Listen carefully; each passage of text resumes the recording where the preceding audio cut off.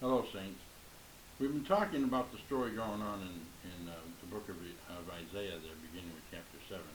And in chapter 9, we see the story about the birth of the Prince of Peace. He's talking about the gloom and doom that has resulted in Judah and, of course, Israel up north.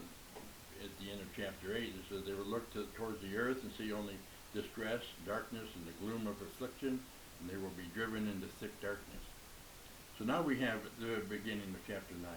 Nevertheless, the gloom of the distressed land will not be like that of the former times, when he humbled the land of Zebulun and the land of Naphtali.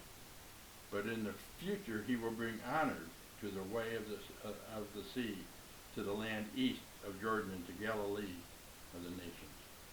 The people walking in darkness have seen a great light.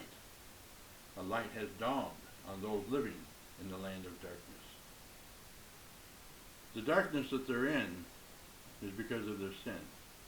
The light that we see up here in the area of Galilee will be the light of the coming Master, Jesus being born and living in this area. He will be a light to that area, and he will bring the light back. It says there that you have enlarged the nation and increased its joy. The people have rejoiced before you, as they rejoice at harvest time, and as they rejoice when dividing spoils. For you have shattered their oppressive yoke, and the rod on their shoulders, the staff of their oppressor, just as you did on the way to Midian.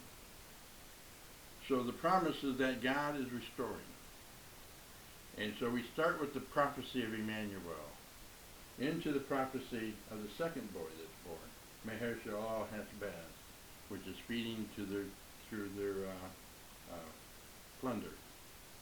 And then we see the birth of the Messiah, the promise of the light of the Messiah coming in. So what was darkness? What was idol worship? What was dishonor to God?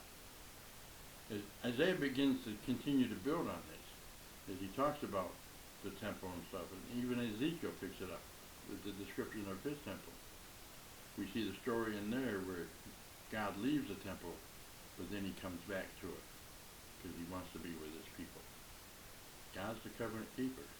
We're the covenant breakers. God may punish, he may correct, but he always restores. Blessings.